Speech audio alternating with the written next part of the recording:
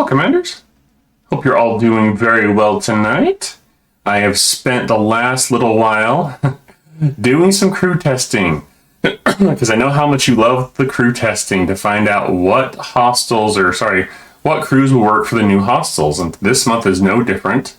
The great thing this month that makes it a little bit easier on me is they're not in token systems. So I was able to just burn a bunch of repair costs and whatnot to just test some different crews. And so I think it'll be helpful to talk about some assumptions first, and then the logic. We'll look at the hostels one more time to talk about the hostels. And for those who are new to this and haven't been here before, I'll explain it. But for those who are veterans, you'll know the story well. But what I try to do is, before I became a content creator, I always struggled because I'd have some big whale of a player compared to me anyways, whether you would call them a whale or not, that can be debated. But they post some kind of crew, or they talk about it in Discord or on some kind of podcast or what have you, some stream. And they talk about their crews, and I'd get flattened. And so what I try to do is I try to find the different variables and to talk about, here's why my crews work. Here's what I think you'll want to look at when you're putting your crews together, and hopefully helps you craft crews from what officers you have. So yeah, let's jump into it, and I'll talk to you about the assumptions that I think you want to consider, and then we'll look at the battle log report on Spock's Club that I put together. Before we do that, though, if you are new or haven't subscribed yet, it really helps out the channel, helps the channel grow, and gives me more opportunities to interact with you, help you out, as well as really just seeing the channel grow and me able to do more for more people. So it's really a great opportunity, and I'm having a lot of fun with that. So if you're new or haven't subscribed, please consider doing so. It really helps out the channel. And don't forget that thumbs up and the bell notification to be aware of future content. Okay, so let me pull up the ship. Now, I think I'll intro this by explaining it this way. I think you're going to be in, generally speaking, two different categories. You're either going to have a ship that is equal to your ops level, so you have an appropriate ship, and this is per Scopely standards, of course, not ours, because I know that there are certain pain points in the game, and these hostels, this arc for the Gorn, I think is no different from what I've seen and talked to different players. Interesting thing is Scopely's giving us some challenges and having hostels that do different things other than just us throwing Pike Chen or Pike Talon at the hostels. And so I think you'll either fall into the category of you have a ship appropriate for your level, or you don't. I'm currently in the don't category, but I'm about 2,400 rare ore, I calculated again today, about 2,400 rare ore away from getting my Sanctus, the rare G5 ship that I've been working towards. I talk about that all the time, I guess, but it's something I'm working towards, and I think it's going to help me with the hostels. So hopefully I'll have some resources, maybe next spend event to push to the shipyard to build that. So we'll just have to see with events and what the refinery gives me. So anyways, that's just I think where you'll find it. Now my results are going to be based upon someone who is not in, or who doesn't have a ship appropriate to their level, so keep that in mind. I will mention the crew that I think that will probably work pretty well if you have a ship appropriate to your level, but you'll have to kind of do some testing to find out. So let's hop over to STFC.space. And it looks like I was able, either I couldn't find them before, or he finally put them in STFC.space. But here's the hostels I've been hitting, trying to hit as high as I could to get the loot that I need in the quickest amount of time. Your level may very well be different, but the same principle is going to apply of the things you'll need to look at.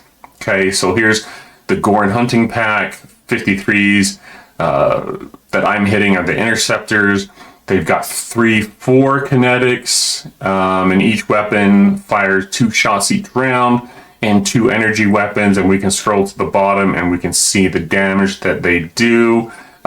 Interesting, when you look at it, they're going to have a high penetration stats, I think, for these.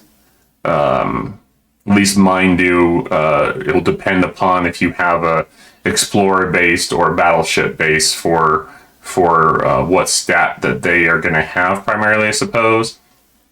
But these hostiles, just really quick, for those who haven't seen my other video where we quickly looked at this, they have a couple of abilities. This isolytic maul, the isolytic damage is increased by 100%, and all piercing stats are increased by 500%.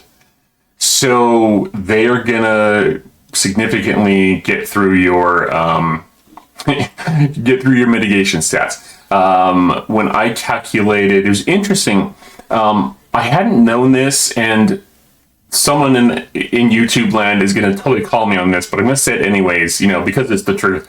I didn't know for a fact whether Tom Paris or the EMH doctor, the Voyager officers, right? I didn't know if either one of them, it just says mitigation when I looked at it. But I did some testing.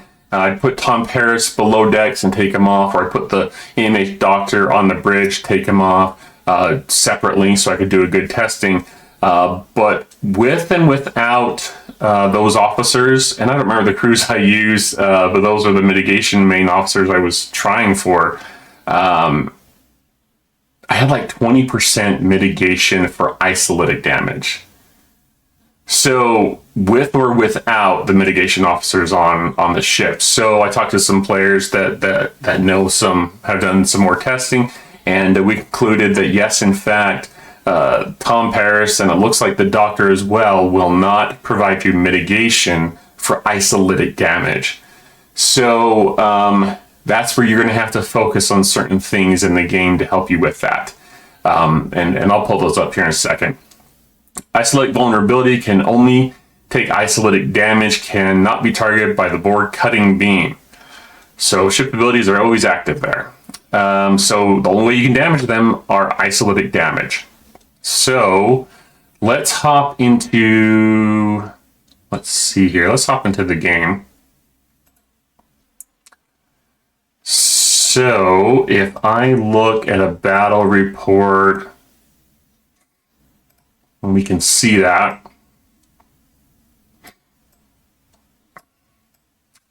So you see where I dealt this 23 million critical, that's standard damage, and it mitigated everything. There was a rounding. Ooh, it mitigated one more than the damage I dealt. Okay, so that's rounding. And then it's only looking at the shield health and hull health for the isolytic damage.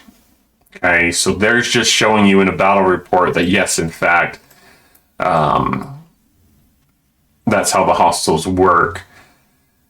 So the things that are going to impact it are what? Well, for those 50 plus, let's go into the base. Here's what I would recommend for those 50 plus. Where was it? Territory, I believe, at the end. So these 1, 2, 3, 4, 5, 6 Delicto, Correx, Metaphasic Shields, Baleful Tactics, Adaptive Defenses, Tan Qualonk's Edge, and if I pronounce any of these or mispronounce them, I apologize. Rear Guard Intel. So these three right here are going to focus on, depending upon your ship type, your faction ship type.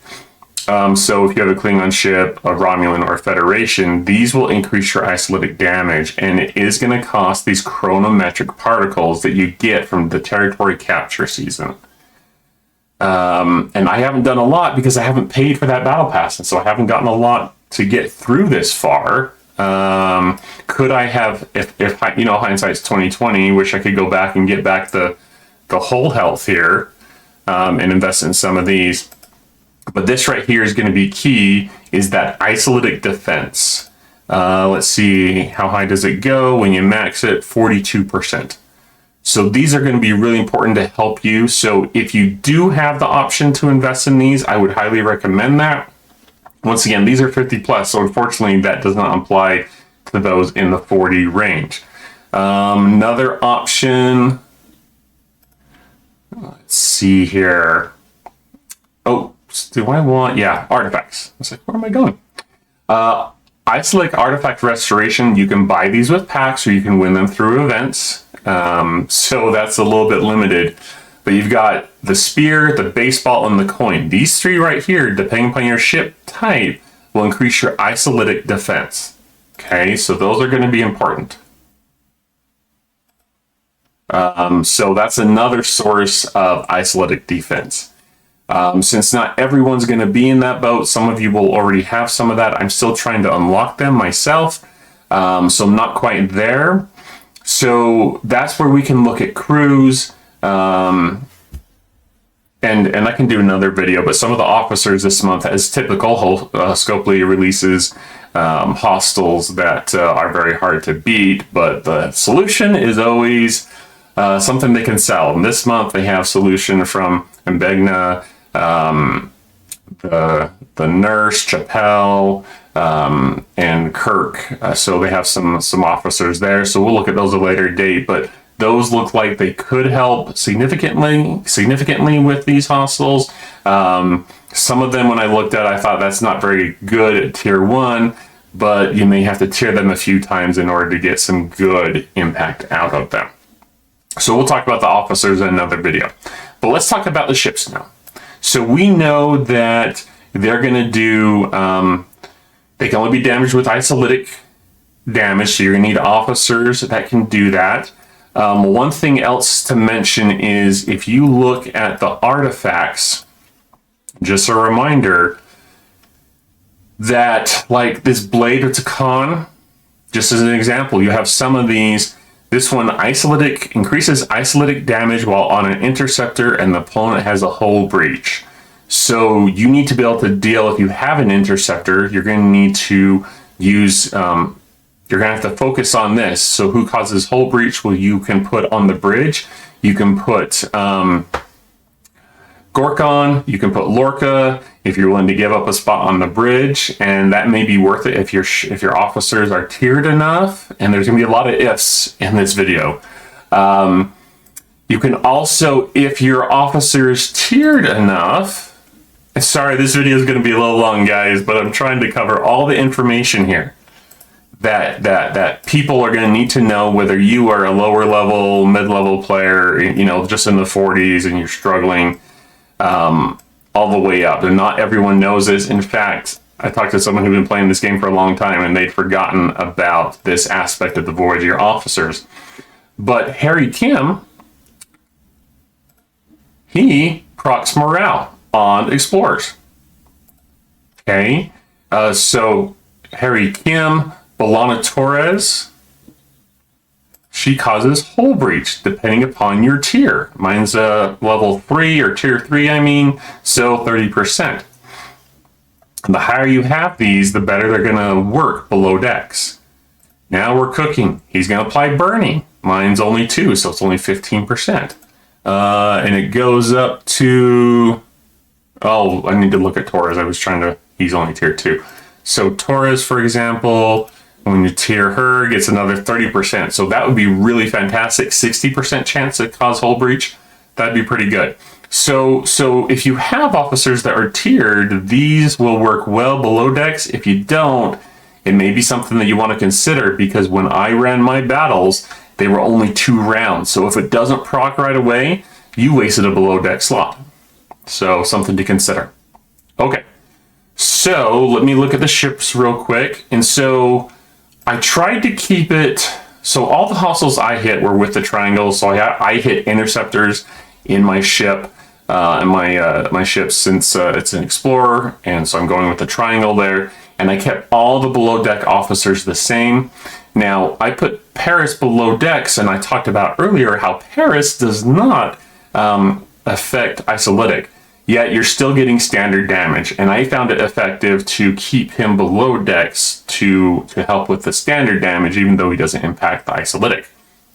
2 is to pop criticals, and then I went with Kim just to keep it standard, and I left him down there. Mine is a, you know, what, 30% chance, I think. Level 3 or tier 3. I keep saying level. Sorry, guys, guys and gals, if there are any gals out there. So yeah, those were what I kept. I kept the same below deck officers, and then I just changed who I had on the bridge. So that will give you an idea there. Oh, one more thing before we go on. One other, you have a couple up here, but the dual generators, that's a good one to unlock as well, because it will increase isolate defense for all ships. Mine's currently level 9, giving me, what, 25% bonus there. So pretty good. So that does help, and that will impact results. And I think that you're going to have to focus on the strength of your ship, and I think you're going to have to focus on artifacts. One place you can get artifacts is through the new refinery. The pulls haven't been great the first 2 days, but this isomatter exchange artifact pieces may help you unlock some of the artifacts that you need through this right here, the isolytic artifact restoration. These 3 right here, the spear, the baseball, and the coin, they're going to increase your isolate defense for your ship type. So those will be good to unlock, and they are in the isomatter refinery in that middle one right here. Okay. It's going to be a chance because there's other stuff in there too. I did a double pull and I didn't get any of them today. So I'm still working on those. So you're going to work on your artifacts. You're going to want to work on your, what you call it?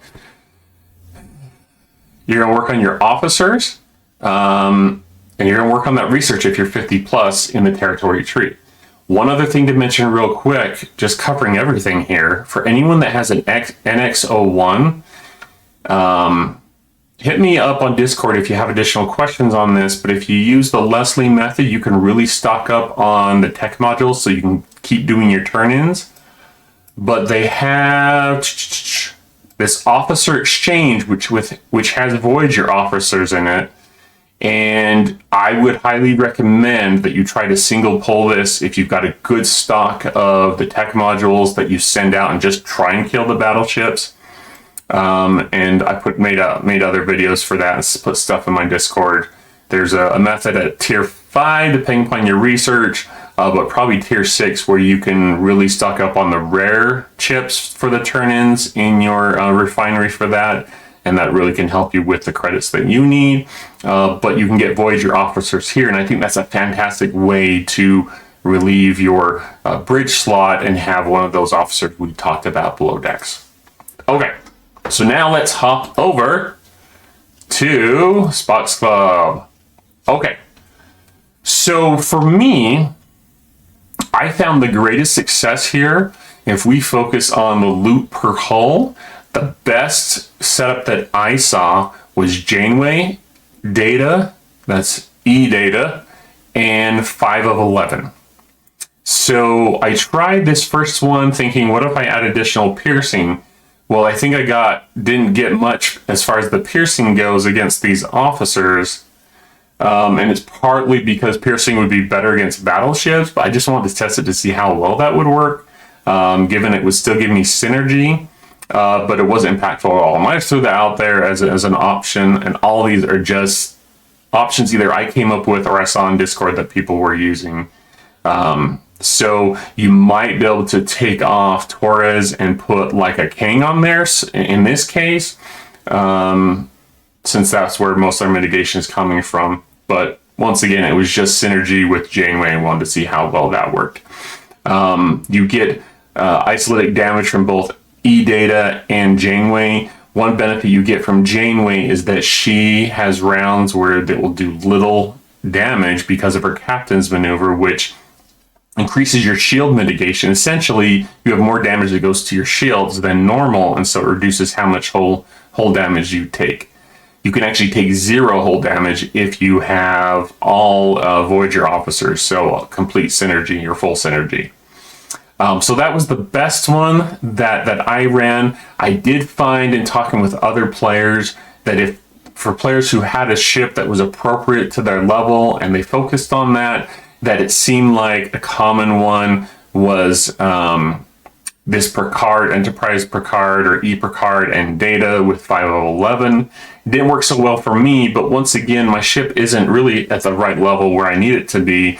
And so I'm not doing enough damage fast enough, I think. And I don't, well, yeah, I was gonna say I don't have the hull, but you know, decent hull, I guess, but really need a stronger ship for this crew to work.